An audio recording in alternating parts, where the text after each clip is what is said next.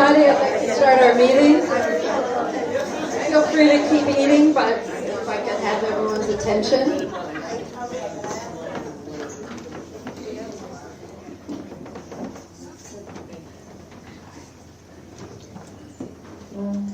The first thing I want to say is welcome home.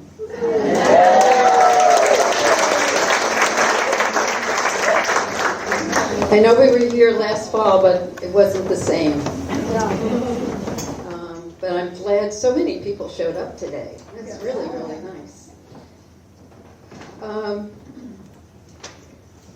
want to make sure everyone saw both the newspaper article that the Gloucester Daily Times did for us, as well as our own newsletter.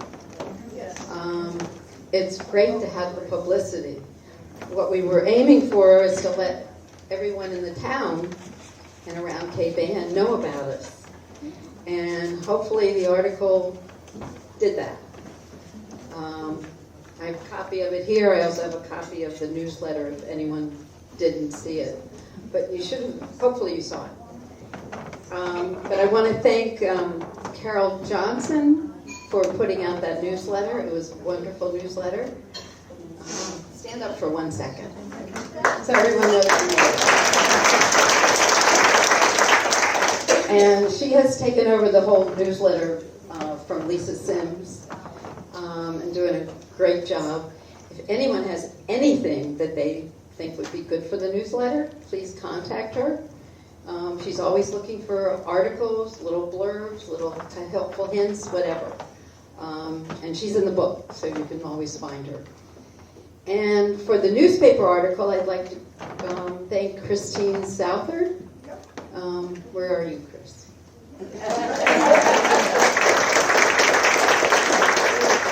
She is our new public relations liaison. And her job is to get us articles in the press, wherever that may be. And she's made some good contacts, and as you can see, her first effort was fabulous. So, did you want to get up and say a few words, Christine? Sure. I'll always get up and say a few words, but I prefer not to use the mic, and I want to know, can you all hear me? Yes. Fantastic, so I'm not going to use the mic. For those of you that don't know who I am, I joined the Garden Club probably about just before the pandemic hit. We all laid low, nobody met anybody. Last year I was involved with hospitality and with Audrey over in the corner, and we put on the Christmas show. So if you don't know who I am, I'm the idiot that got up and sang with a big wreath on his head. And an idea popped into my head, and as Sherry, thank you for the introduction. Sherry anointed me the public relations liaison, and it's the newest position created in the club. Also, I'd like to announce that right now I have also joined, as of yesterday. I'm delighted they took me on. I'm now part of the communication committee. So I think committees, and I've been advised by a very wise woman, committees make things happen in your club. Yeah. And I think that's really important. If you have an idea and you want to extend it, look at the clubs that exist and maybe join one, or the committees that exist. As Sherry mentioned, I think what the excuse me, I'm nervous. Communication committee, we're aiming at doing internal news bulletins and external. External is what is my passion, to get news out regarding what you do per group. And I know you belong to a committee. In order to make this work for our club, what I need is news hounds. News hounds will be one person in your committee that will send or give me information. In turn, I have an editor, so you don't need to be a big writer. Just list things, even if you can't write an article. We'll have it edited, and then we'll submit it to the newspapers. The Gloucester Daily Times I've been involved with, as Sherry mentioned, there's an article, and I just got word that there's another online paper called Good Morning Gloucester, which I will get over there too, and it's going to just take time. So what I still need is these news hounds. My name and number and contact information is in the little pink book, so please go for that pink book, sign up, and that's all I have to say. Thank you.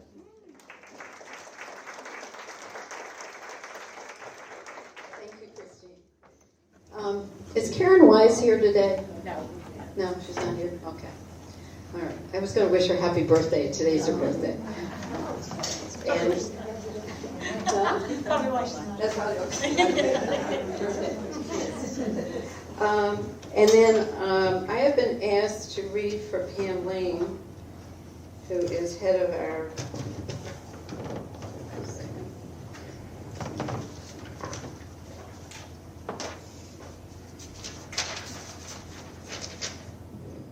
Pam Lane is our new head, one of the co-chairs of our service committee, and she's new to that job this year as co-chair, although she's done work with them. And the other co-chair is Leslie Doig. And one of the things that the Community Service Committee has done in the past is we've prepared dinners at Open Door. But all of that was pre-COVID. With COVID, we had to stop doing that because they stopped serving dinners. We've been giving them money. But when we asked them, what can we do instead of just giving you money, we would like to actually do something, do some work. So when they contacted the coordinator over there, she said they needed people to sort food donations. And what that means is you go in and you count the food that comes in, you record it, and then you stock it on the shelves.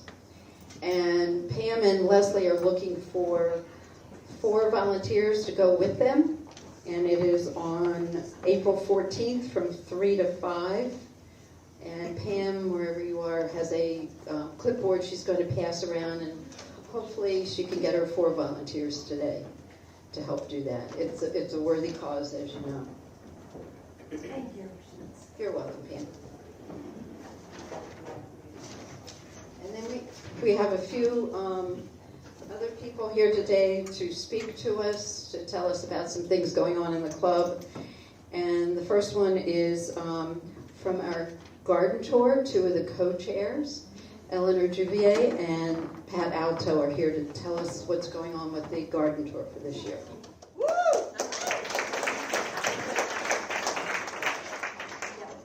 I'm going to pass on the mic because I'm Irish. You'll hear me. My Irish whisper is very, very loud.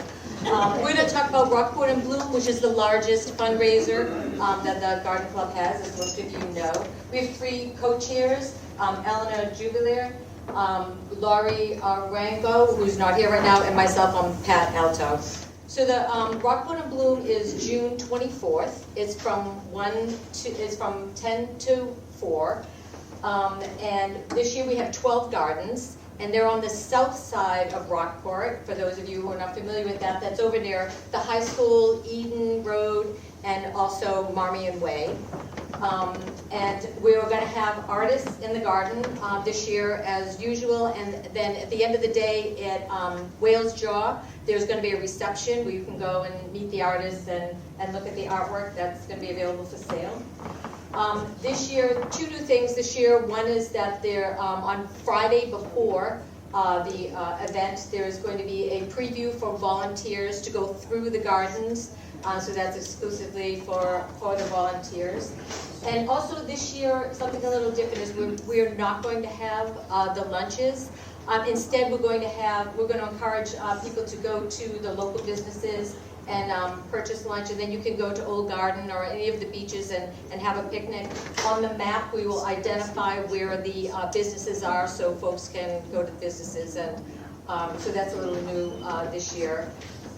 2 important things that we want to bring up today, and that is, one is that tickets are now available online If you go to the website, you can purchase tickets. A lot of you have already, and we thank you very much for that.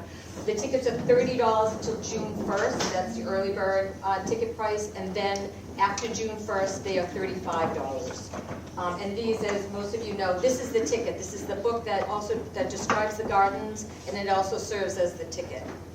And equally important, and the last thing is that what we are interested in is getting volunteers, because there are 12 gardens, and many of you are familiar with what that volunteer responsibility includes, and that's sitting at the garden for like 2-hour shifts. So anyway, you can sign up online. We'll have that up online shortly, we know that you filled out some of the paperwork, and we thank you for that, so it gives us an idea of how many volunteers we have, but we really need volunteers to make this work. Monica Lawton and Diane Cartwright are the folks who are in charge of that. Did you want to say anything quickly about that, Diane? Or you're Well, I was going to say something. Does that have to be quickly? No. It's going to take 2 minutes, but keep going. Take your time. No, you finish and then I'll speak. No, so that's it. So we do need volunteers, and if you could, you could purchase your tickets, and that'd be terrific. And we'll be sending out e-blasts and updating you on everything. And is there anything else to add to the? No, an email, Diane might address this, but an email will be going out to all the membership to sign up online for volunteers. So you can just pass these around. So I think Diane It's a might save. address that. But that's okay. Go ahead. There are a couple of seats on the bench over here if you like. Can you do me a favor, like Bailey, go to the tables and just, this is just a save the date thing, so let me just tell you really quickly. I'm Diane Cartwright, and Monica Lawton is my co-chair, and as many of you may know, this year we're going to do it a little bit differently because we are having an online sign-up.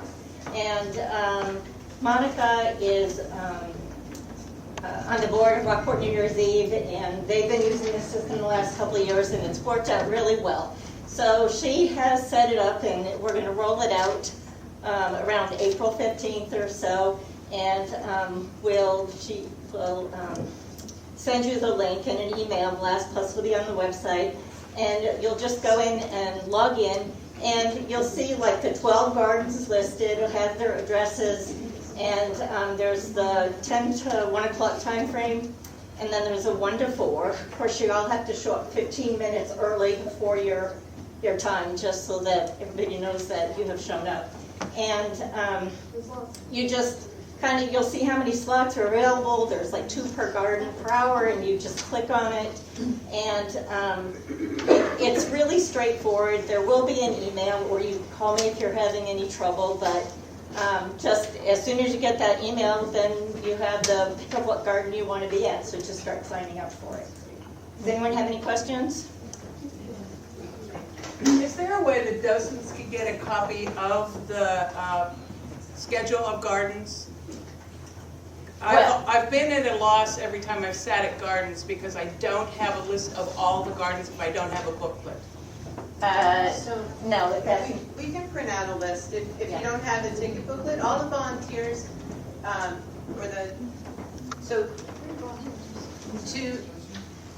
to attend to go through the tour on Friday, we would ask that you all purchase a ticket.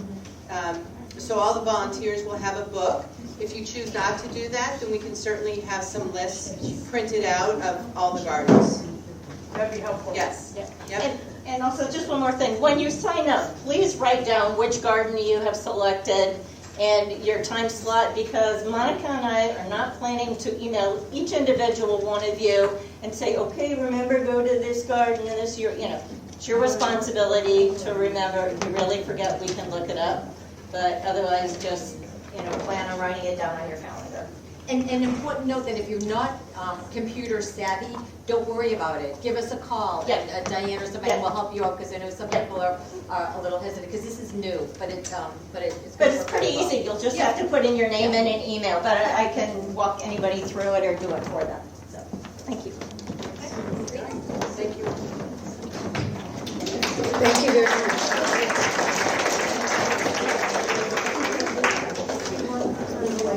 One thing, as Eleanor said, if you go on the Friday, if you take advantage of that, you need to have a ticket book. please remember this is our big fundraiser. So it's helpful if everybody buys at least one ticket. That's how we have money to do all the work that we do all year. So next, I also meant to mention, while I was talking about Carol and Christine, we have another member on communications that does our Facebook and Instagram page. If none of you have looked at it and you subscribe to those, you might want to take a look. They are also looking for, Nancy's also looking for any photographs that you'd like to submit. You can send them to Nancy. She also is in the yearbook. That's Nancy Muse. And she would love to have those to post them. And if you provide a picture, please tell her who it is and what it is that she's looking at. She doesn't know everything. But talking about town gardens, I know it'll be time soon, very soon, for everybody to be out there and cleaning up and doing work. And I thank you all for doing that. Next on our schedule is regarding the plant sale, and Katie is here somewhere to talk about it. There she is. Katie, I'll mention this. Katie Cahill is our new plant sale chairperson. I roped her into doing this.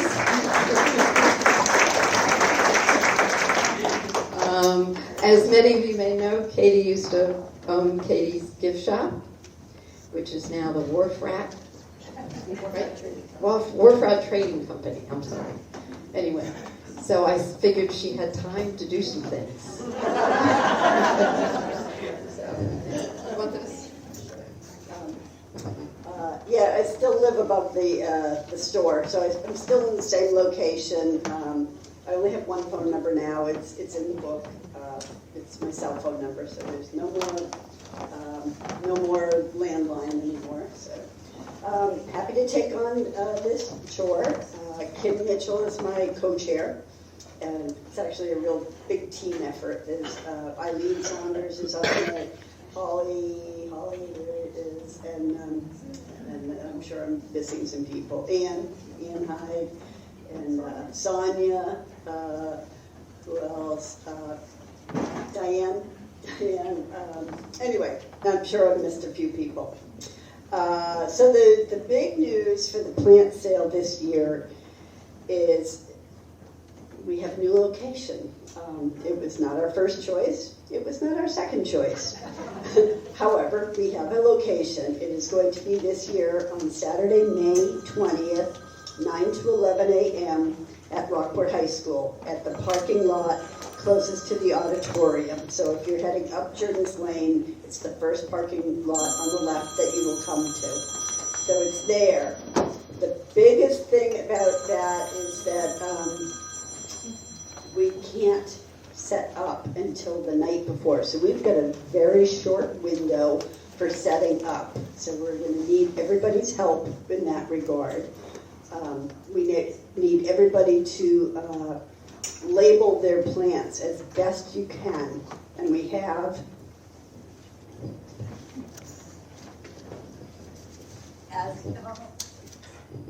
as has been used in prior years. You cut up Venetian blinds and you stick them in and label your plants. What we need to know is what the plant is, color, shade, or sun. Anything else? Oh yeah. Anything you think is pertinent to know about the plant, we need them labeled because we've got just such a short window for setting up on Friday night. We can't do it until school lets out on Friday, so we can't do anything until after school lets out on that Friday. So 3 o'clock, 5 o'clock? Well, the drop-off instructions are going to be, we're working on it. So we will know at the next meeting. So drop-off instructions to be announced is the biggie there. So, and there will be some of these Venetian blind things here. I will leave them. Also, we have with us today, Eileen has graciously agreed to have all these pots in the back of her car, which is in the driveway. So if you need any pots, they are available today, and whatever you don't take today, if you don't need them today, whatever, Ann Hyde is going to have them. Ann, want to raise your hand? Eileen, raise your hand too. Everybody knows that. Ann has the rest of the pots, and they'll be available on her porch, 26 Railroad Avenue, right across from the former Dunkin' Donuts. So just go up on her porch and take whatever you need. She's got a whole bunch there. So if you want to take some today, see Eileen after the meeting. She's right in the parking lot here. Take some of these with you when you go. Everybody should have got a sheet, a sign-up sheet. So the reminder is you were either to donate $25 or 5 plants. And yeah, so take. Oh, yeah. If you're digging up plants from your garden, bulbs or whatever, now's the time to start. So we've got the pots available if you need them. Reminder, we're only doing outdoor plants, no indoor plants, and no invasive plants, please. No orange daylilies. Oh, yes. No orange daylilies. Or Siberian iris. We also asked, yes, go ahead. Do you have to be outside often? Is there some reason why it's only 2 hours? That's very short.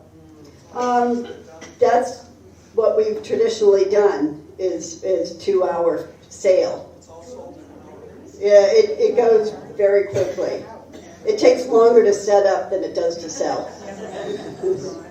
Yeah, so that's traditionally what we have done, and it seems to have worked well.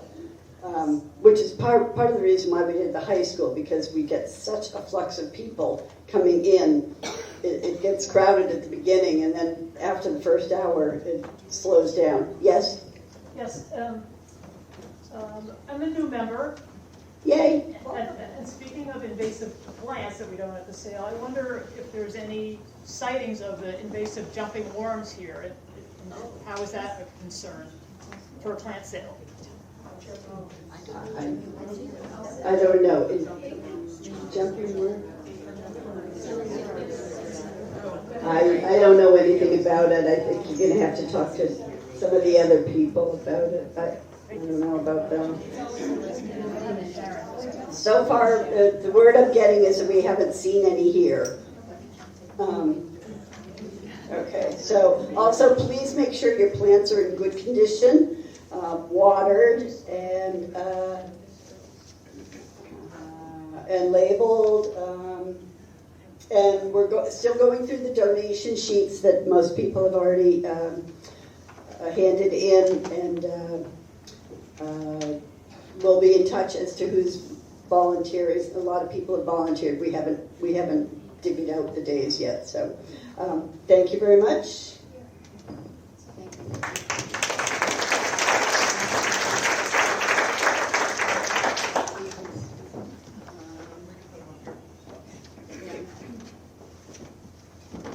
All right, and last but not least, Cynthia Johnson, who is our membership chair, has a few people she would like to talk about. I don't know, can you hear me without that? I'm really loud. Okay. Welcome, new members. And first of all, you got your name tag. If you came in later and you didn't get your name tag, please retrieve it before you leave, because you're all taking them home. Okay? And so you have them for, say, the plant sale. Volunteering, you already have your, stick it on your calendar, your dresser, or whatever, stick it on a ribbon and you grab it. Anyway, please keep trying. For those who I messed up and you didn't have a name tag, I apologize. You will next time. Okay, first we want to welcome Marie Fox, who came used to be a member of the garden club, and she now lives in Peabody. But Marie came back to say hello to many old friends. Hi, Marie. We're so glad that she did. And we have another, Isabel Merrick, who was a member, and she's back today and rejoining the club. I'll send her the information. Then we have, let me start with the most recent. We have 4 new members, 3 are here today, I think. Sarah Gindel, where are you, Sarah? Oh, stand up, Sarah. She's been in Rockport for a number of years, has a big garden. She's a mahjong friend of some other members of the club. And we welcome Sarah. Karen DeCoster, where are you sitting? There you are. Okay. Here. And Karen, right, she's just moved here in October. Well, this past October. And they were living in Georgetown, and she is certified as a master gardener. Congratulations. One is more than me, European. So she plans to renovate her gardens and be an active member of the club. So welcome, Karen. We also have, who else? Judy Lurie. Where are you sitting? Judy. Judy.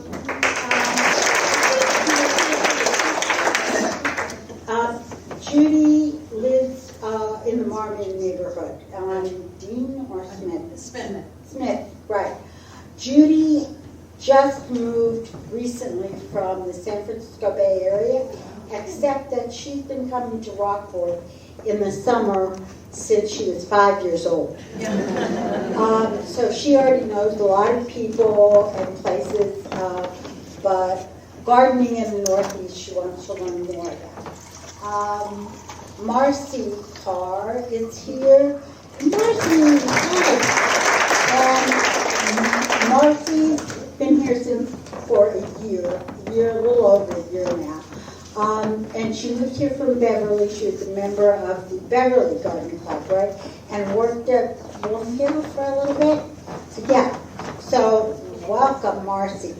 I don't think Christine Chosen is here, but Christine, where are you? There you are. Hi, Christine. Stand up. She moved. She moved from Ohio. Chicago. Yeah, but her grandsons live around here. Has only been in Rockport for a little while, and she thanks us. She was from Ohio, Chicago, worked her way toward Rockport, but has family around here. So welcome. And Claudia Rogers. Claudia. Many people from church. Claudia lives up at the end of Jordan's Lane. Beautiful place. And she's a fascinating woman who's interested in lots of things. Well, as far as I know. But she's been here for 5 years, which is about the same, I think, as Sarah. But anyway, welcome Claudia, and welcome all new members.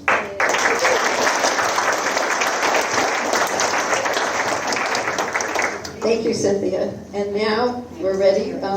Judy, if you'll introduce our speaker. All right. Our speaker today is Cris Blackstone. And just a little bit, she'll tell you more about herself, but a little bit, she's an advanced master gardener. She's a New Hampshire certified landscape professional.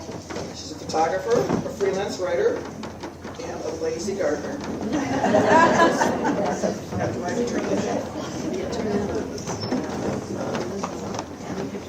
Do we have lift? We do have liftoff. I didn't mean to say, can you hear me now? So, it's wonderful to be here today. I want to send warm vibes to Carrie O'Donnell, who's not here right now, but she has been a wonderful and very patient liaison between me and the club, so greetings to her. And I also wanted to thank Judy for being very welcoming and kind, and several people also helped me schlep in stuff that I brought in my car from New Hampshire to come down and share some ideas with you today.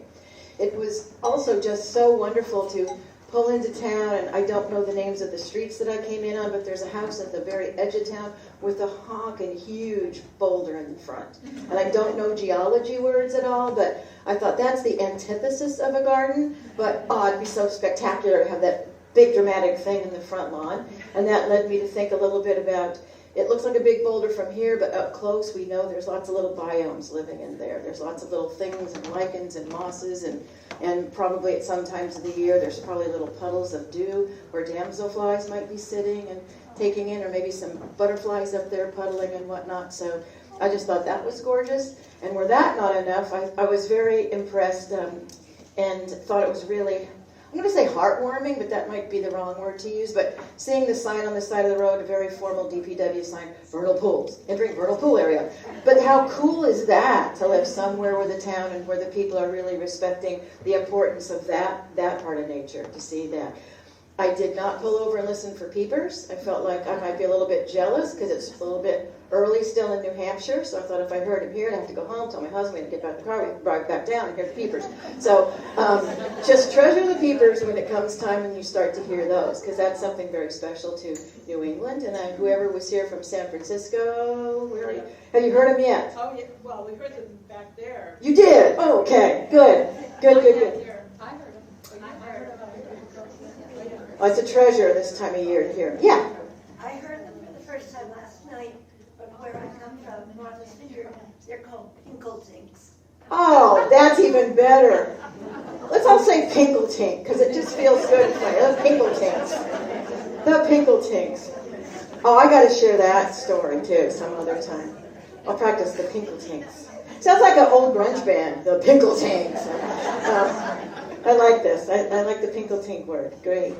So I wanted to share some ideas and let you know that as I speak, if you have questions about something or have a story, although Pinkeltink is a hard act to follow, but if you have a story to share, if you want to augment something I've said or say, yes, I've done that and it works, or not so much, feel free to do that, because I wanted this to just be a casual give and take and have things flow quite easily. Also, given that I was just amazed when Carrie explained to me this was the first big time that you folks were together, and I heard you reference that fact too, so it's okay, we're going to go ahead and talk and share some stories. So I'm flattered to be the person that gets to see all of you together for the first time in such a long time. And just one more little story, which really is a lead into my talk. When I was standing over here, I was doing like stand on one foot and twizzle my ankle around, and stand on the other one and move my ankle around, and just bend my knees a little bit. It was not because I was impatient at all, but it's because I've had 2 knee replacements, and that's something that the OT and the surgeon said, if you're just standing around, just go on one foot, go on the other foot. As we age, it's good for keeping balance and keeping your inner ear like in tune to things and stabilizing your view on the horizon. So I was doing that, which is a really simple exercise to do for anybody, knee replacement or not. Getting ready, coming out of the wintertime and getting ready to go garden. You might think your lawn is just a beautiful flat area. It's not, according to your ankles. It looks nice and flat to us, but there's little ways that our ankles always have to pivot and turn and work like little gyroscopes to keep us balanced. So one foot, twizzle your ankle around, the other foot, twizzle your ankle around. And a little while ago, I was doing that in the grocery store line, holding onto my cart, one foot, the other foot, feeling like, oh yeah, that does feel very good. Stretch, that feels good. Little boy in back of me said to his dad, hey, look at that lady. I thought, okay, stand still, just don't be so obvious. He said, she ice skates. She plays hockey. Oh yeah, athletic, not so much. But then I realized what he was said. That I thought, and they were whispering and talking quite fervently. But I don't know if anybody in here watches hockey, but that's kind of a national anthem thing. While the anthems are going on, there's the players. There's one foot and then the other foot. They're doing it because they're kind of antsy and feeling the blade on the ice. I don't think it's because they're turning 70 in a week and had 2 knee replacements. But for that brief moment with that little kid saying, hey, she plays hockey, I thought, in my gloves-off life, right?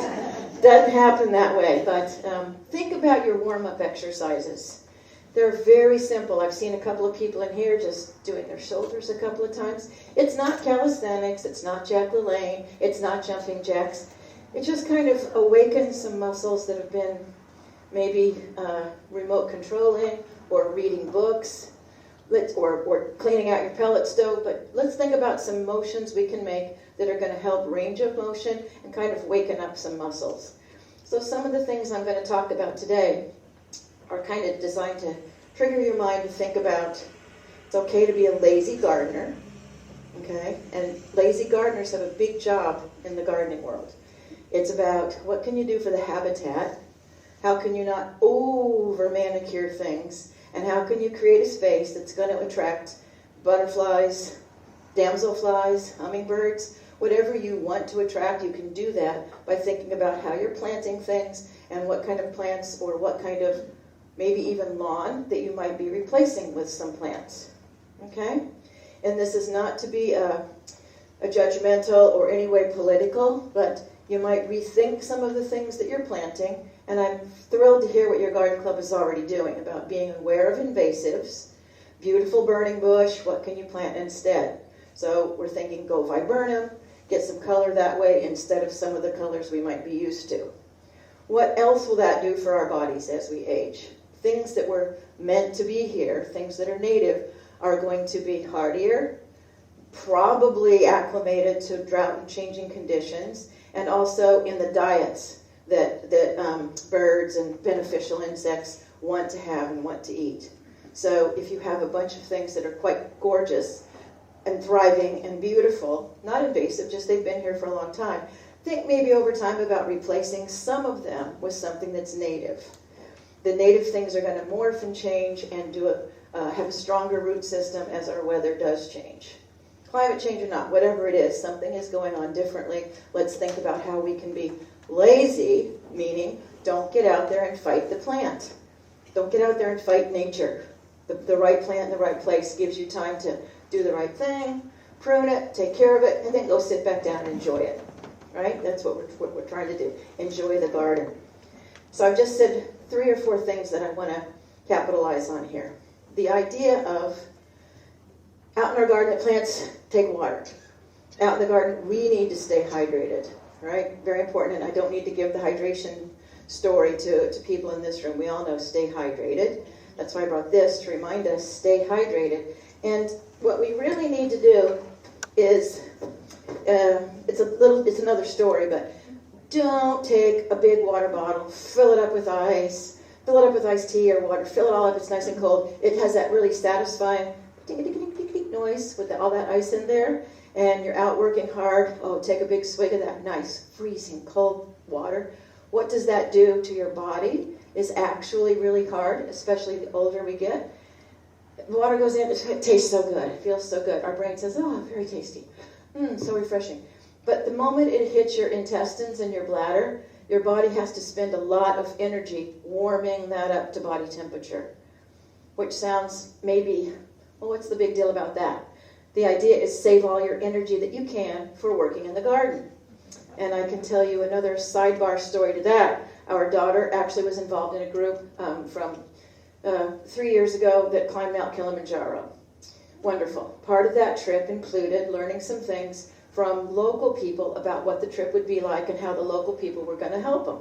And one of the things that they learned, they'd heard a bit about it when they were still in New Hampshire, but one of the things that they really learned was the local guide saying, and as you lay down and fall asleep, not to offend anyone, but if you think you have to get up and go back to the bathroom, do it. Don't just lay there and think it'll go away, I'll just roll over, I'll forget about it. Don't do it, because your body, just laying there, is using energy to keep that liquid at your body temperature. Okay, it's cold at the altitude, but you've got to keep it body temperature, keep it body temperature. Don't use energy climbing Mount Kilimanjaro. If you have to go to the bathroom, just go and get back and go to sleep. You need your energy for the hike, not for warming up urine. The same as we need it to garden, excuse me, not for cooling down what we just took a big swig of. Okay, so it sounds easy, but just think about that the next time that you are packing something to drink. And I brought this to remind us, no, not good for and being in the garden. Skip alcohol, skip coffee and caffeine, just water or things with electrolytes in them. All the more important as we age to take care of what sort of chemicals and responsibilities the different parts of our intestines have for working with and not against the hydration that we need. We're going to start losing more through perspiration, so it's all the more important to think about shade. Think about hats, which I'm sure people are very conscientious about, but also think about sunglasses. Our eyes are using, again, it's all about the energy we're using that could be spent in the garden. So what can you do for your eyes? As simple as a visor. It doesn't have to be a hat unless you find that one that you love. Some of them are bucket hats and they're very comfortable, but we also, in the summer, it's okay to have some heat escaping through our head and shoulders, but keep your eyes shaded. Okay, it's going to be good to save that energy. Like, I think anybody in here who's been a parent or a school teacher can be looking over here and having eye contact here at the same time saying, Jeremy, could you put that pencil down? I know I've asked you before.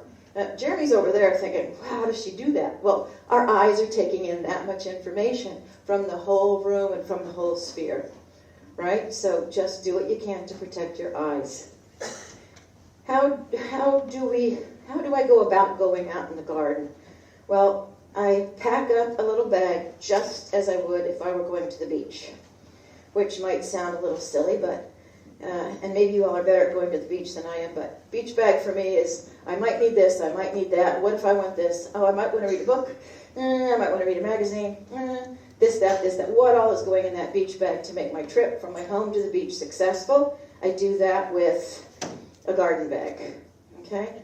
Just pack it up and take it out with you. You're going to save energy thinking I'm out there, but this one thing I need is back in the house. Just take everything with you, make a little base camp out there, and save yourself the energy of walking in and out, traipsing back, traipsing forth. Take some things with you that you think you might need. And I think I might need some different sorts of things, maybe. I take a gizmo like this, which needs batteries, a little fan, because as we sweat, this feels really good to air off, and I'm going to save energy from going back and forth and back and forth and back and forth with a fan. So a gizmo like this little fan is something to consider. Healthy for our bodies to have something with us to sort of decompress and get rid of the leaking minerals, which are also going to attract things you might not want to attract. I don't know what kind of flies and bugs you have, but the minerals that are coming out of the sweat are going to be things that attract bugs. So if you can blot and get rid of those, I take a bandana, which is either going to go around my head or get it wet. And it's pretty old school, but I don't know. I was a little kid in Kansas, so we would take these things and wrap them around our neck, all kinds of wet.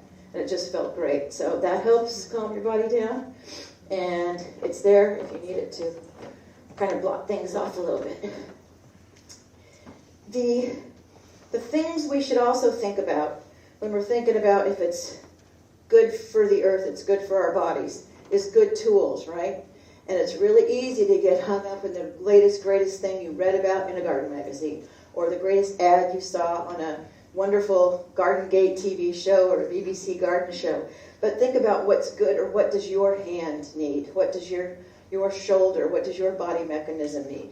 And I would like you to think a little bit, I don't mean this as a product placement by any means, but this, I call this a stopper blocker.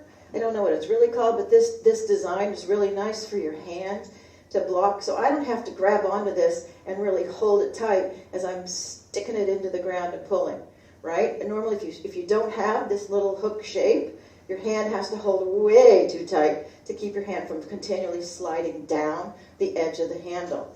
So with a shape like this, I can hold on much more loosely because my hand's not going anywhere, because this stopper blocker hook thing is right there holding my hand back from the wrong part of the handle or being too far down the handle.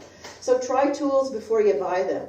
And I can say that this one, the name is kind of unfortunate, but it's a Corona brand. The Corona tools really are designed for bodies, for hand grip, really nice chunky hand grips, because we don't want to have to cramp our fingers and move our joints to a tighter position than necessary.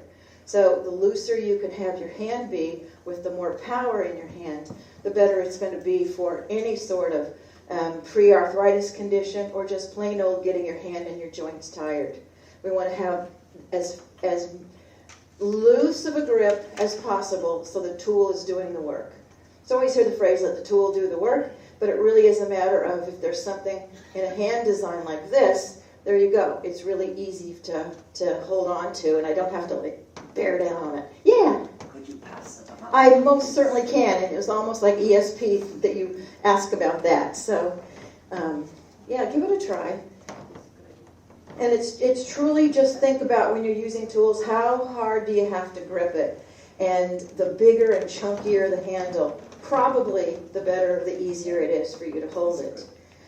I wanted to also share and compare pruners. This again, and not for product placement, but people always ask. This is a Corona brand pruner, but the really interesting thing about this, and the other brands have it too, but this has these two little gel pads here. I call them stopper blockers. I'm not sure what they're really called, but when you snip with it, it's like it's a silencer for the pruner, right? So the next branch doesn't know you're coming in to prune it.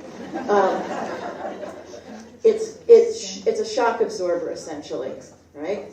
So I can chunk, and this thing is absorbing the shock that's not going from my knuckles to my wrist, up these tendons to my elbow, and ultimately to my shoulder. So you want something like that, and a few brands have that. This one also has an easy feature, which is just 2 fingers can open it and extend it, right?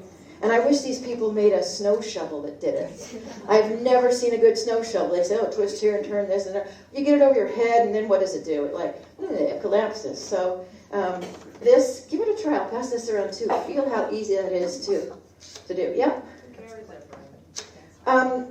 Well, I'm going to say many Aubuchons do.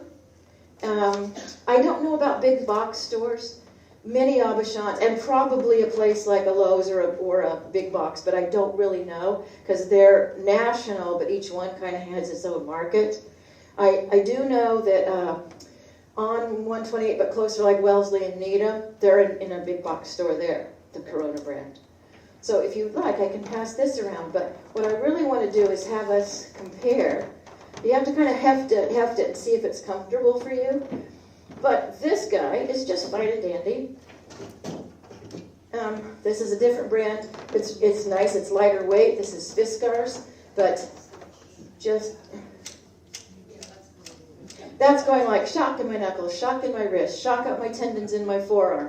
And I'm not going to give you a lecture about use the right size for the right cane or the right branch that you're chopping, but if you shouldn't have to push hard, but no matter how gently you're pushing, there's still that chunk. So that level of chunking is really just sending a little shock up my arm. So try and avoid that and look for really nice gripper silencers. Can try that. Now, some people might say, I like this better. It's lighter weight. I'll be really careful. I'll only do it for the 2 hours that I'm going to go out and trim that whole row right there of roses. 2 hours. Ixnay on the 2 hour A. Don't do it. 20 minutes at a time. 20 minutes at a time. And it's kind of like, nowadays there's so many TV streaming services with the Hulu shows and everything else, but don't you remember TV sitcoms, even though it was like 11 to 11:30? By the time you take out the commercials and yada, yada, yada, a TV show was about 22 minutes long. There's a really good reason for that. It's kind of our time span, attention span, and it's also just enough time to be sitting in one place watching the show. But it's also the right amount of time to be out doing any one task in your garden. Pace yourself. Which brings us to, don't put these away yet. Don't put them away yet. I really want you to think about the tasks you're doing in your garden, and let's think a little bit about even pruning. Let's stick with pruning because that's what we got going on out here. So you look out and you say, there's some nice forsythias, a couple of amelanchias, I got to go prune them. All right, and there's a nice row of them all along your whole driveway. Driveway has a nice curve in it. Just picture what a great view that is as these things are coming into blossom. You can go prune them, whatever time of year is right for the bush you've got. But put one here and put one about 10 feet down there. And just say to yourself, that's all I got to do today. I'm going to go in there, I'm going to prune that many plants. I'm going to pick up that many little things I've just chopped off the plant. I got to lug just that much stuff away. And that's a lot of work. If you leave your house and say, yes, it's a beautiful day in the neighborhood, I'm going to go out, I'm going to get those forsythia, the amelanchier, and even the mock orange. I'm going to do it all today. I'll feel so good. I will have pruned that whole thing. And then what? About 4 hours later, you realize your energy's drained. You might have a little sunburn. That night, you wake up because you've got a lot of muscle pain. It's because you did just too much. And in fact, you prune so much that there's still a lot of twigs and leaves and shrapnel from your pruning job just sitting in the driveway, which what does that do? It's demoralizing.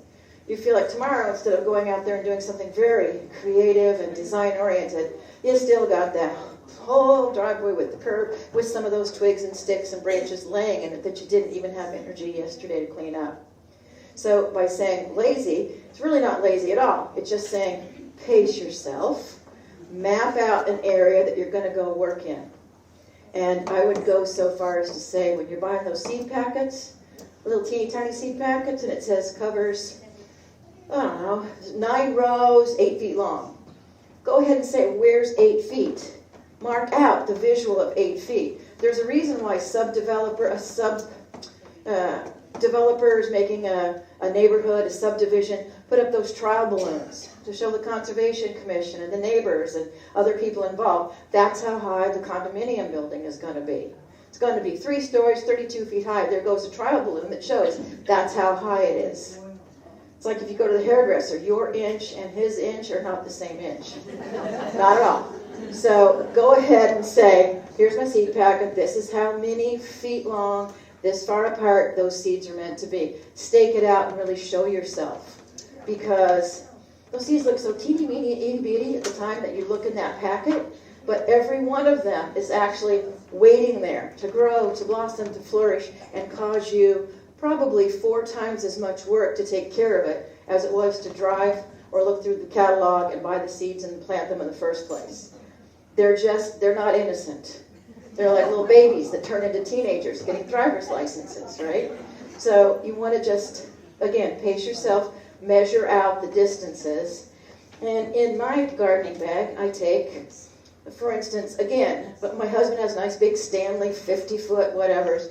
I just take a little guide, a little measuring thing. This one was even free from Bartlett's Tree Service. So when you go to a garden center or garden store, get a little, I highly recommend you get a little tape measure. It's even going to help you when you go to the garden center and you read the label on a plant and it says it'll grow 18 inches high or whatever.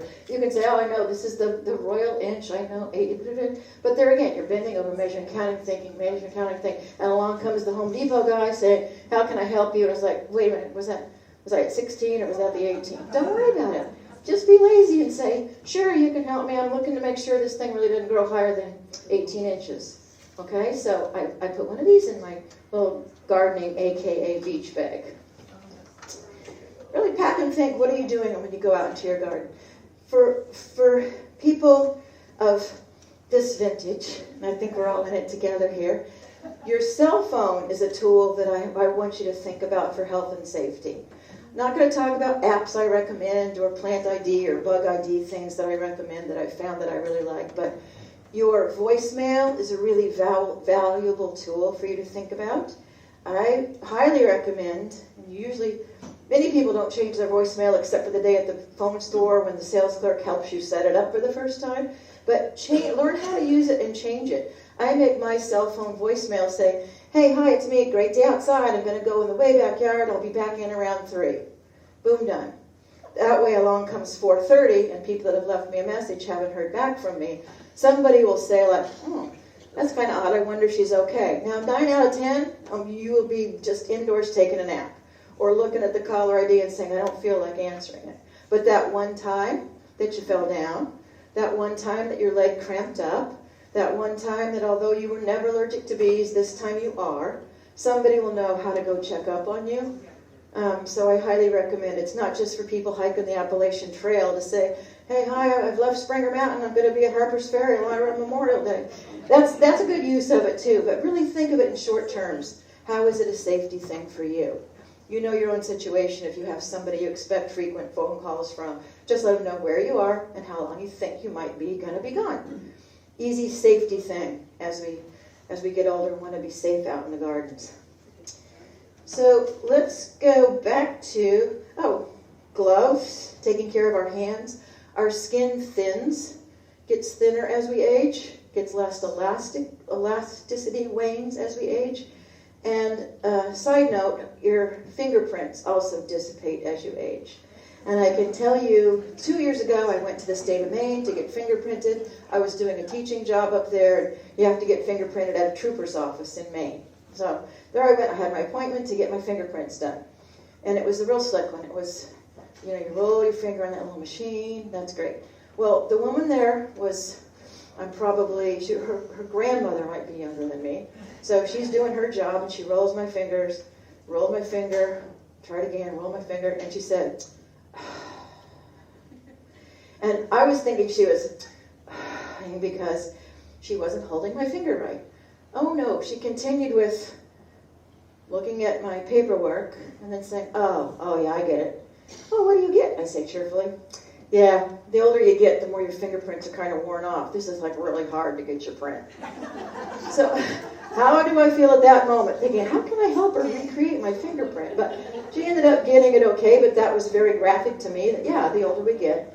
Then my brain turned to, does that mean I'm not going to go commit a crime, but could I commit? How do I know that? Did she just tell me, did she just give me a good idea? So whatever kind of garden gloves you use, think about the actual use that you bought them for, right? What are these particular garden gloves for? Some of them, this is just a Playtex living glove. Remember those weird ads? Living gloves. Not a deceased glove that we have to be very respectful of. It's a living glove. So think about it. Are you mixing some vermiculite and some potting soil in like a dish pan? You don't need wonderful leather gloves that are just going to be way too hot doing something simple like that. Simple dishwashing gloves are just fine. Your hand might sweat in them, but it's not going to be in there that long. But think about what do you have in your house that better fits the actual job, the actual task you're doing at the moment. Along comes, anybody have anything like this that their OT has recommended if you're doing aquasize or any kind of swimming classes? These are at kids' toy outlets. They're to help little kids have a stronger stroke when they go swimming. But I learned from my occupational therapist that what they're going to do for me to keep my fingers out straight and not get my fingers all bent up and my hands all tightly twisted together when I'm doing something like just making small little holes in a row for the seeds. These little points, I'm just like bink, bink, bink, bink, bink, bink, bink. Or making a row, a little divot in the nice soft soil. Just take this in and wiggle, wiggle, wiggle, wiggle, wiggle, wiggle, making a nice row that I'm going to plant the seeds in. These particular ones tipped the scale at $3.98, which is a lot less than the tube of Bengay or the other herbal treatments or whatever else you do to relax in the night when your hands hurt like crazy because you've done so much fine motor work. So these are just from, they're also online. If you look up swimming, jazzers, aquasize tools, these are wicked handy. I also use them when I've done the pruning thing to just go and not try and grip up a pile of twigs, but just shovel them together with these things. They also come like in a snowball machine making version and in a sandcastle making version. But just little straight little paddles to put on your hands. Come in all kind of sizes and all kind of colors. I would strongly think, what do you have to do to really take care of your hands? Don't want your hands tired. Container gardens. When I've talked in the beginning about you might want to take away some grass and put in some native plants, you might want to think about the joy and the beauty and the ease of a nice container garden that's maybe at the edge of a patio or very welcoming up by your mailbox. I'm sure that as avid garden club members, you think about the amount of water it's going to take, and even though this time of year we're craving color and put in a bunch of pansies, they can be little water hog divas. And you really have to water them because they're very quick to, they don't give you much warning. They kind of go beautiful and then tired, right? So you got to water them, water them, water them, and we crave that color. But I brought this elephant watering can to remind us a gallon of water weighs 8 pounds. Okay, it doesn't sound like much, but 8 pounds is probably more than a couple bags of flour, or about as much as you probably like the Market Basket guy to pack a bag for you. 8 pounds, but 8 pounds how many times back and forth to the container? That's a lot of weight you just carried. 4 trips. The first 2, it's beautiful and you hear birds. The third one, it's like, can I move this container closer to the house? The fourth one is like, pansies are almost done anyway, I'll be putting in something else. So think about the weight of what when you're carrying water around.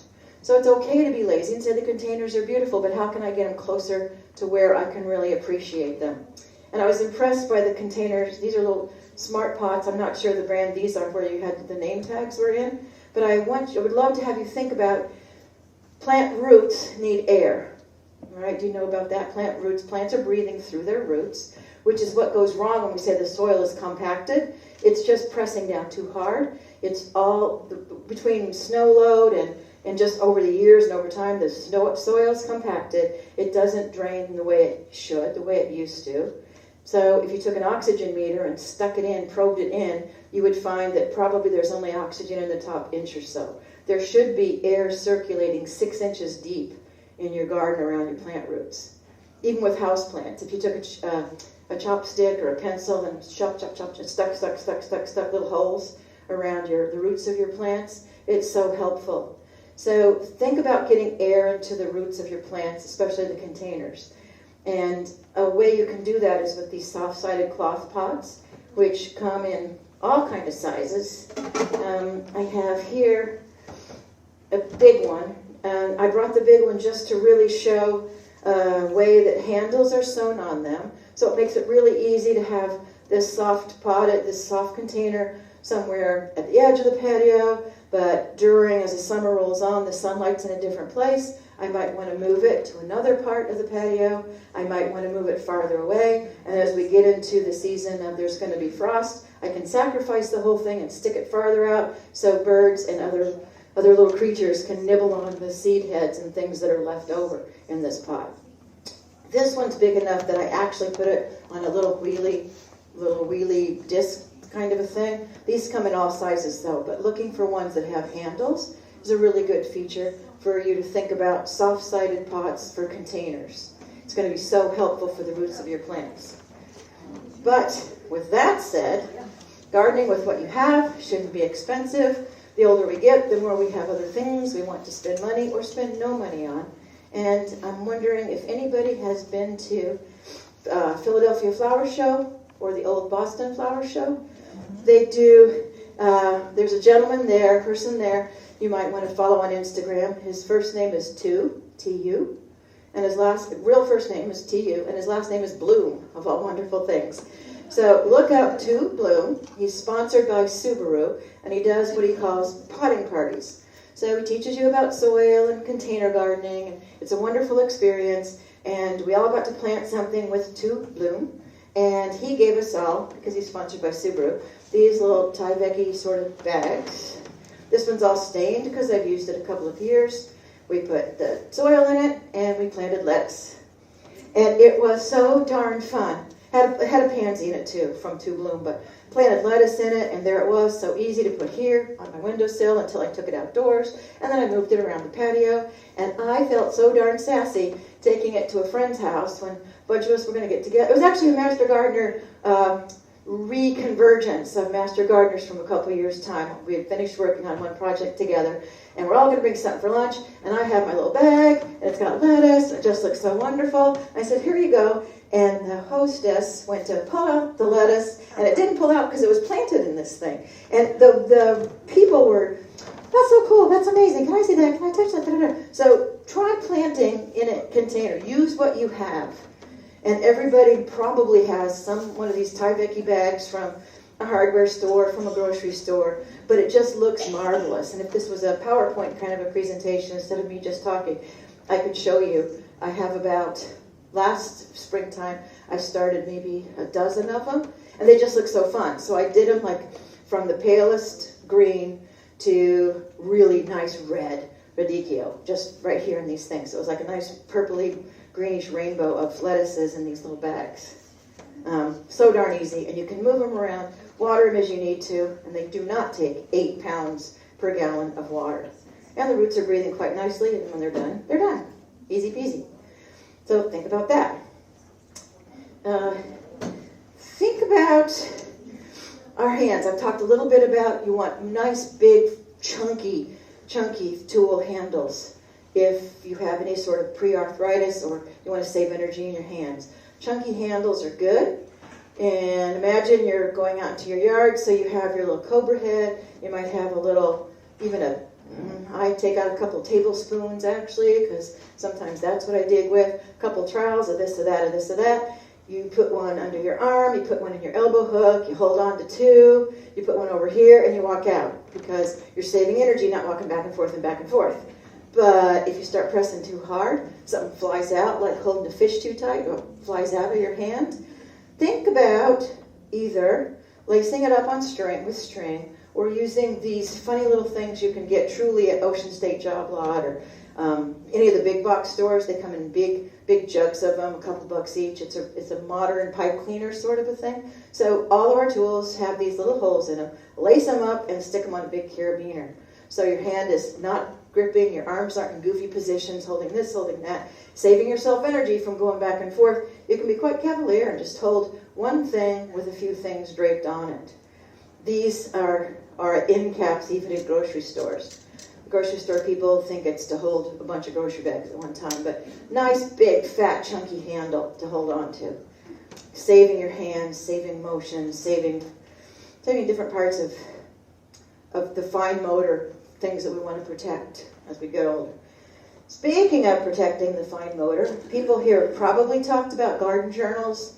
Keep track of what you planted.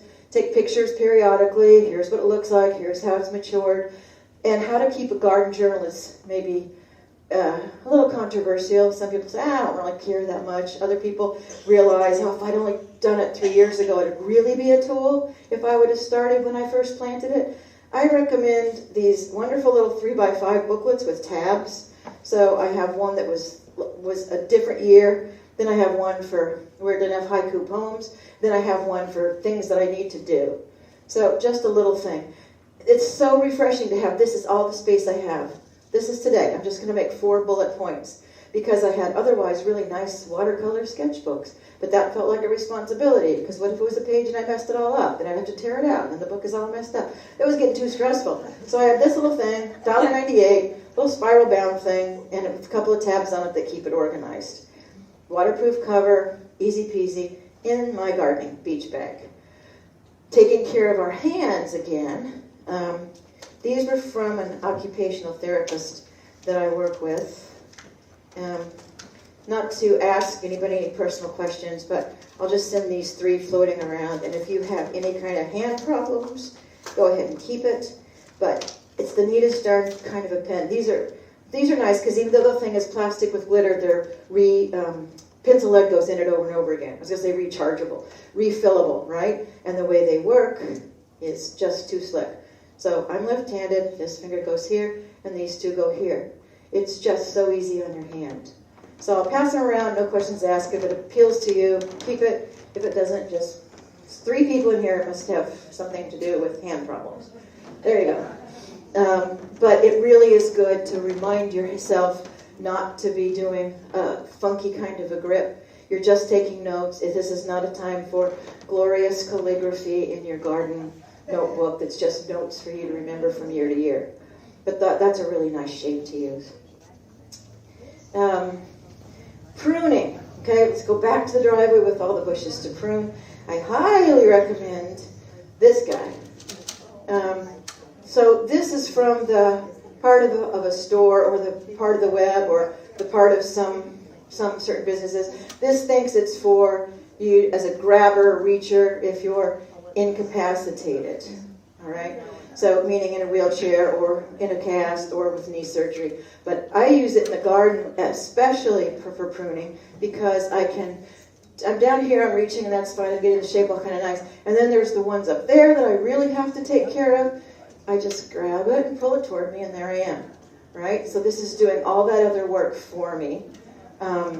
It's just so sensible and so fun to use, I can also get a couple of branches that I don't want to prune, that shouldn't be touched, group them together, pull them out of the way. And what I really like is when I pull them out of the way, sometimes there's old bird nests, and I can save and put old bird nests in photographs and whatnot. So this is a good way to go in and see what else is going on. See where else is there some new growth happening. What else do I need to trim? What else do I need to... I also do a lot of photographs, so the top things tend to leaf out first. They've got the most sunlight the soonest. So I can say, oh, come here, magnolia, and get a really nice close-up of a magnolia bud. Right? So super easy, just a fun thing to use. I really want you to think about safety, being outdoors and pruning, and try and get yourself some sort of a small step stool. Don't think I can it'll be fine, I can step on that lawn chair just for a second. Don't do it. This is Rubbermaid, so easy. And again, it might sound like product placement, but it folds up in the coolest way, and there it is. Just so darn easy. Boom.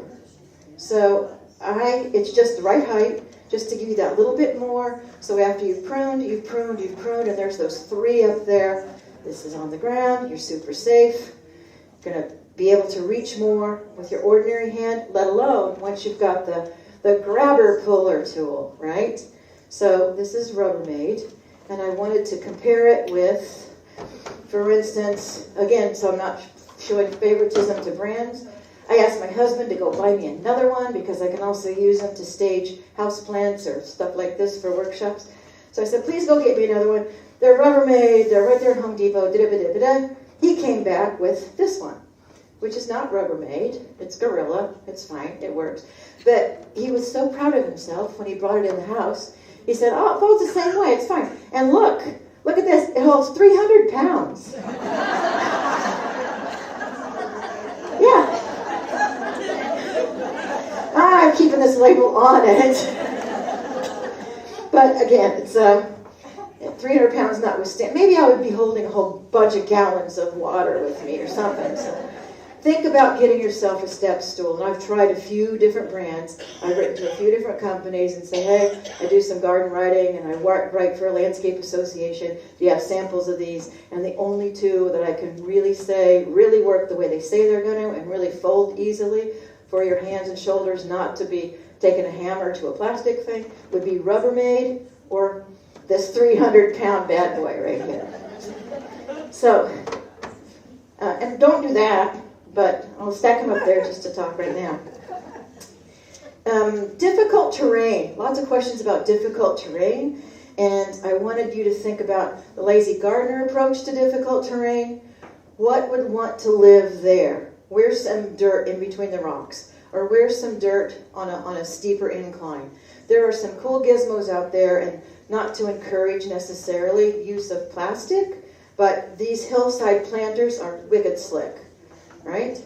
Hillside planter, there you go. It's going to go on the incline, and that means as a lazy gardener, all you have to do is carry up a small bag of potting soil to put in there. And it's also going to hold the water as you're establishing that plant. Now, as a super lazy gardener, don't you have some terracotta pot that you did not bring in last winter? Yep. It cracked. Yep. You can invert a little bit somewhere, put a little bit of, a little like margarine tub in there, it might attract a frog. Or you can take that half a terracotta pot and do the same thing with. Stick it in the tough spot, or stick it between a couple of large rocks. A little bit of gravel, a little bit of soil in there, and it's going to support something, especially if you've chosen a plant that's heat tolerant for the sunlight reflecting off the rocks. or drought tolerant, because you only have to water it till it establishes itself. So pick the right plant, pick the right gizmo, and you'll have yourself an area that you can really appreciate looking at from a distance with color cascading different times of the year, in an area that you had previously thought you couldn't plant anything in. Yeah? It's you have to dig a teeny little area to stake it into, all right? And then you would put it, depends on what you got, but even with rocks right up here. I saw one woman did it. She put a bunch of broken glass, weirdly enough, right around here. I didn't ask how many wine bottles did you break to do that. But it looked cool. Had a little pink flamingo, bunch of glass, different and cool. Yeah? Does it last for, year after year, or do you have to remove it? You can. I've had one. I've got these about 5 years ago. I've had it in for about 5 years. Yeah. Unfortunately, I think it's probably on the 600 to 800 millennia deterioration plan. So I don't think you have to move. There could be some natural moving, because once you've got dirt in there and roots in there, the roots are going to find a way to weasel down and find more. But it doesn't it's not going to fall apart and you lose the whole thing in a short amount of time. Okay, there's a ad sheet for it here if you wanted to see a little bit about it. I can pass that around if you want to see it. Terrace the plant, not the hill. Okay?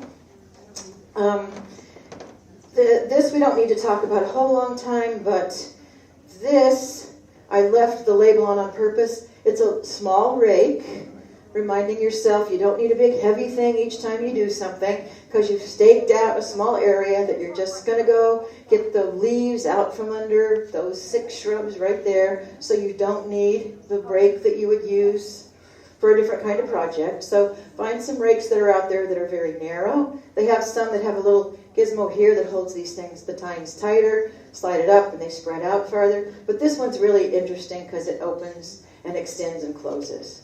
So I just want you to think about that a little bit. And again, it's like a nice big chunky handle. You can see what that feels like. Let's talk quickly about, while we're on the rake topic, let's bring out this. We all have favorite tools, but over time you got to realize, how do we need to hold our shoulders? How do we need to hold our wrists and elbows in neutral positions? And that's a whole other talk for another day about some anatomical features of our bodies. But having your wrists neutral instead of how you would normally probably hold a rake would probably be something with this hand underneath and pulling like this, right? Probably something like that. Even if you've learned the landscaper way, just to do little short strokes. These 5 pieces of PVC piping added to this for just a total of just under $4 gives you a way to have your other hand just fall in its own neutral position to be able to hold the rake. Okay, so super handy, super easy, and it'll take a favorite old tool and allow you to use it longer, use it more effectively, not longer at a time. Remember, you're only going to work 20 minutes, change your position, change your task, 20 minutes, but just longer over life to have extended handles or modified handles. So this is just a matter of a few different pieces of PVC piping. At Home Depot, Lowe's, Avashan's, really good local hardware stores have bins and bins and bins of bits. So you need this little, I can pass that around. You need that little half guy to go on just about any handle. And this, for instance, is called a Charlotte pipe, measuring 3 1/4 inches, subtext 4 PT trap. Okay, so these are pre-shaped, and this is a really nice one for putting on the end of a hand trowel. So my arm is in the right position instead of having to turn my hand with my hand trowel. If you have a hand trowel, it should have that stopper blocker on that we pass that hand trowel around, but this is the way you want to be able to hold it. The hardest thing about when you start getting into PVC handles and modifications is when you go to the hardware store and the helper says, "How can I help you?" And you have to say, I don't know, because I don't know what I'm looking for. And they want to help. That answer is very unsatisfactory to the really conscientious worker at these stores. Different shapes. I highly recommend you experiment with it. Just maybe take a picture or see what do you want to modify and how do you want to modify it. This is just one piece that I took off of a bucket, because the bucket handle was just a little piece of metal with a teeny piece of plastic, and I really had to scrumple up my hand to get around the plastic. So I tied a rope on the one half of the bucket, rope on the other half of the bucket after I laced this in it. So I have this nice shape, fatter than the little teeny tiny plastic thing that came on the bucket. I've got this shape to hold on to. Now this is a 3 1/4 40 running trap. It's, I want to say $1.49, something like that, but it really saves your hand. The more far open your hand is, the better it is through hand, and the longer you can hold on to things without straining your knuckles and all the little tendons and muscles in your hands.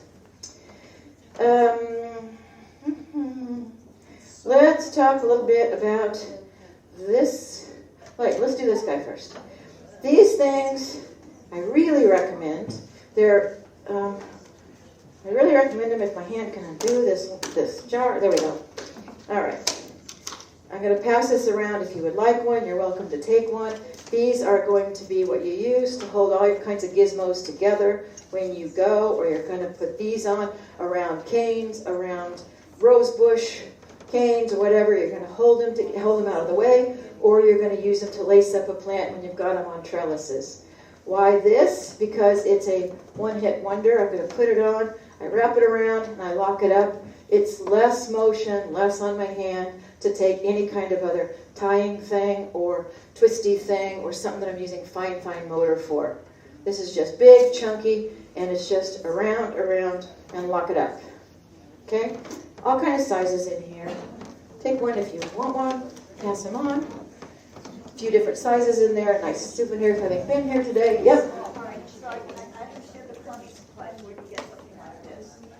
Those little bungees, those were actually, I have 2 different jars of them. Those were actually on the end row at Home Depot in the plumbing section, just before the pipes. It was a big end cap display.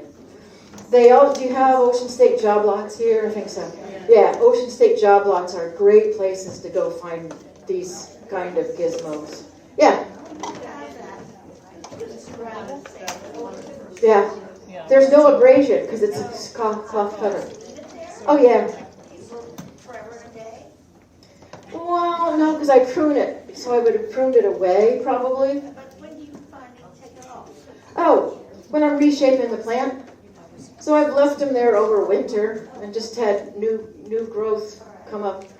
I've done them to hold them so I could have a big cascading thing. So I've held them so that all this stuff wanted to fall really low to the ground. I've held them up maybe about this high against a trellis, so they were kind of all together, and then they cascaded after the point where I held them. Yeah. Or when I've known where a bird's nest was in some kind of shrubbery, I've put some of those to keep this in front of the bird nest, so that just people walking by in the neighborhood didn't really stop and want to look at it, just to kind of like give it some, even though the bird built it there, I just thought, yeah, we'll put a little cane curtain in front of you. Thank you for asking.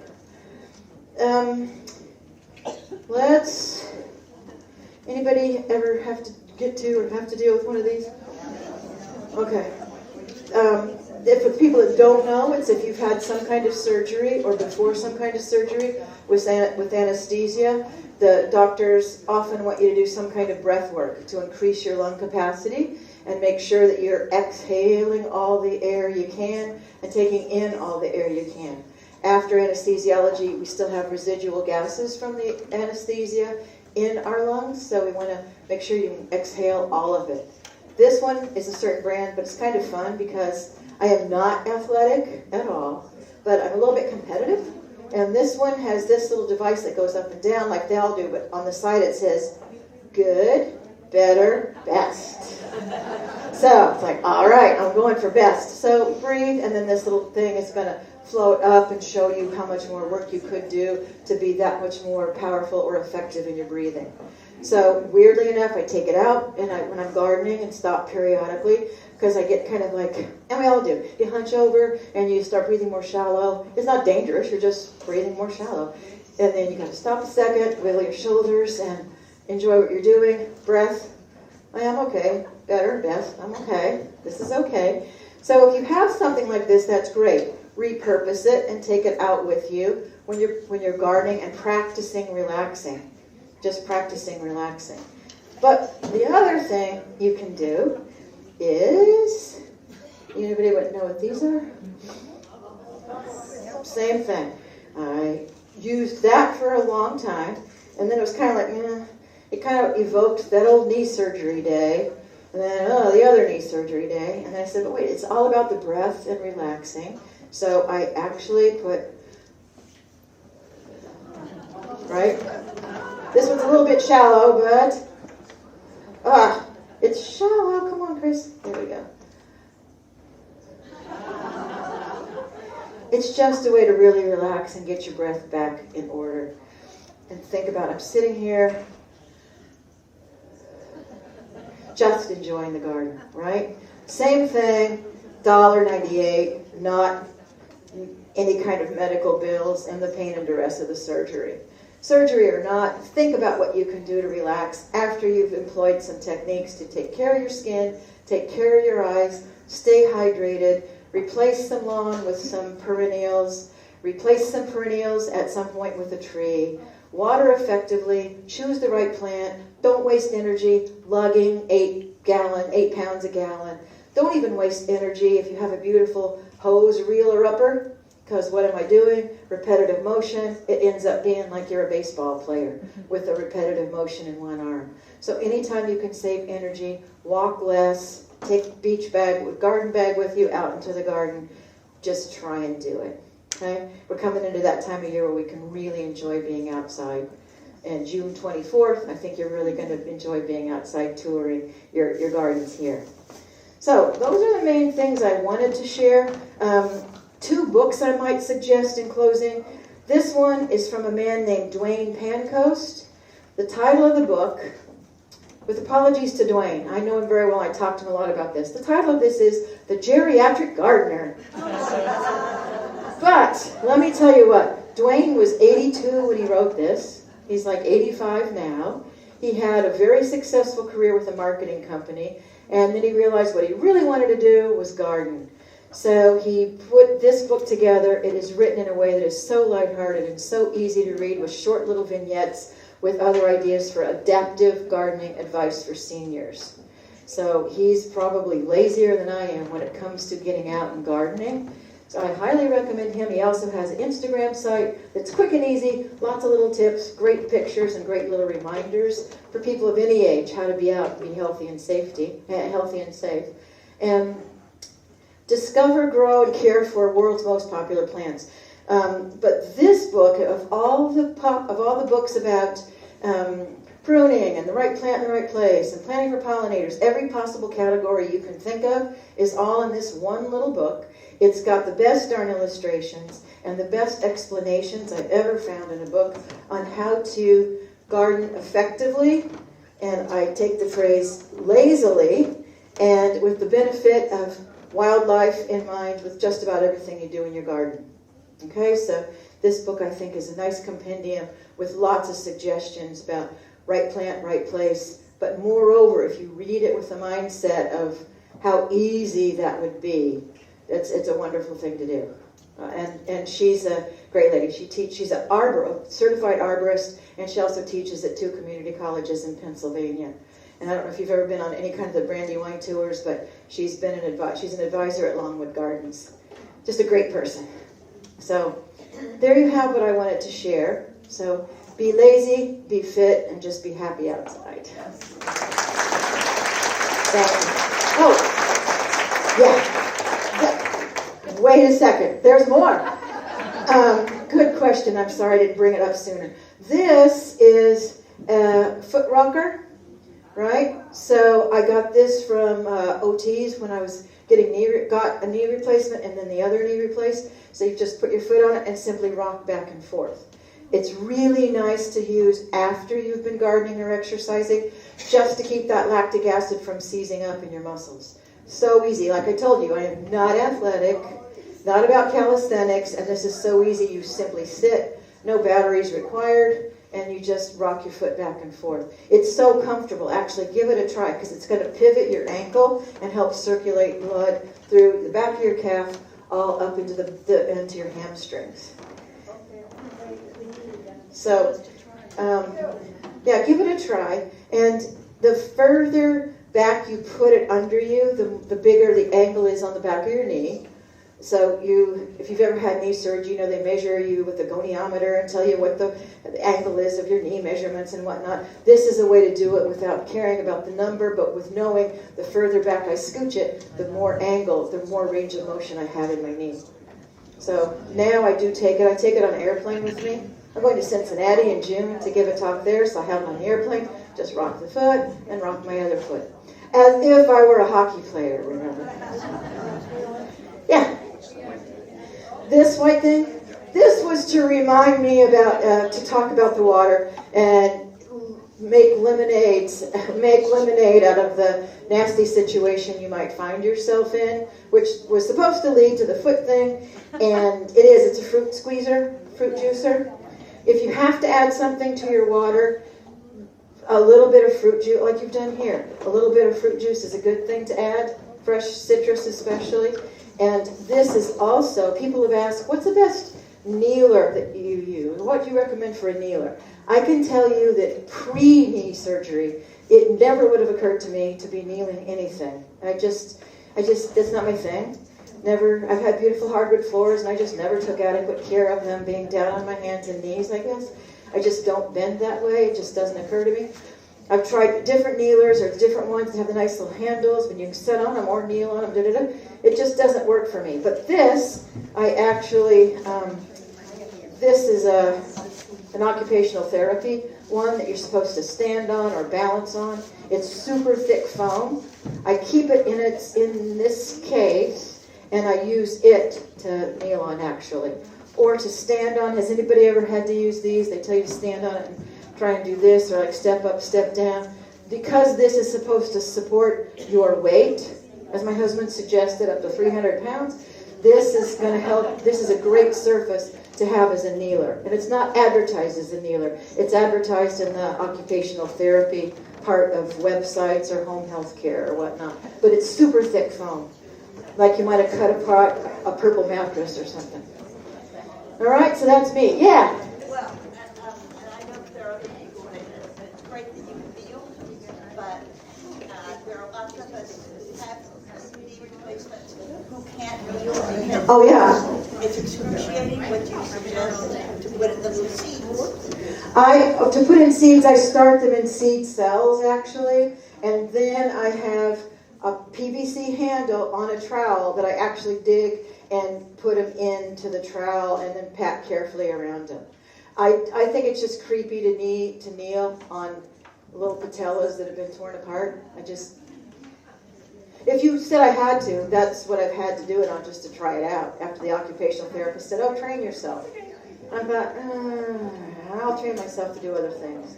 But this is really firm for the people who can do it. I just think it's creepy. They can tell me all they want. You can't pop it or hurt it. But I think, it's too creepy. Yeah. Yeah. When I rake, 5 minutes into raking, my lower, I'm right-handed, lower left half. That's an interesting thing. It's probably going to be good for you to modify your rake handle so that your spine is a median space, right? So you want as much energy up here as you have down here. When one of them hurts, it's because all the energy is being used up in the air, not across that medial spot. Yeah, come try it. Stand up here and see how good that thing really does feel. Because you're going to have one hand just stay straight. It's not going to have to go. The minute I'm upside down here, I've already torqued out the shoulder joint. It doesn't want to be that way. So, or also what they call a landscaper rake, any rake you use, but they just go quick, short, short, short, short, short, short, short, and pull it toward them. Short, short, short, short, short, and pull it toward them. Instead of like, I'll reach there and pull it all out. Too much heft at one time. Too heavy at one time. Yeah, try it. Yeah. What do you do to protect yourself from ticks? Oh, that's a good question, and it's a very scary, very real topic. There's no protection better than checking out when you go inside. But really and truly, it's okay to look dorky as the day is long. Tuck your pants into socks. Don't wear sandals. Wear socks that you tuck your pants into and wear as long as you can. I've also taken some of those fat bungee things and just wrapped them around here. Some people use duct tape, but that seems kind of wasteful. I've wrapped it around here so they can't climb up in me. And I wish I had a better answer. One thing that they're telling us in New Hampshire, I don't know about Rockport, is encourage opossums. Possums eat like thousands of ticks in a day. And turkeys, yeah. Yeah, and guinea fowl. So those kind of things in our habitat, but the best thing is your own human eyeballs. I wish I had a better answer.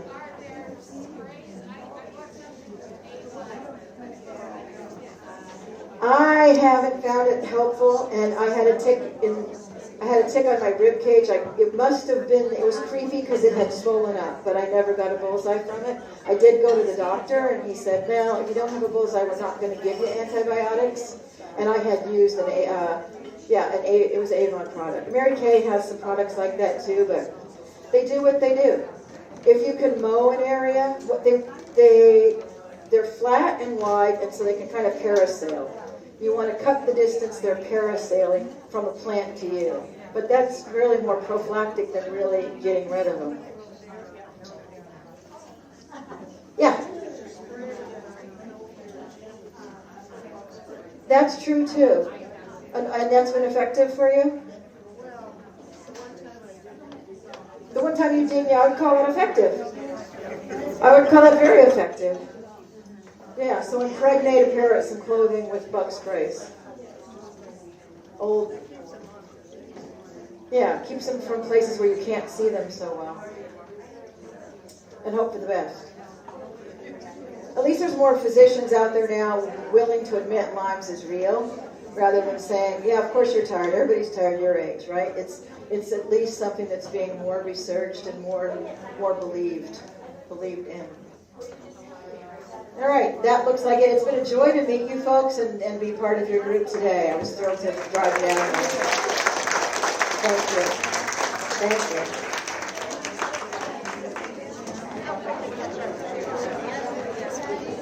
No, not at all.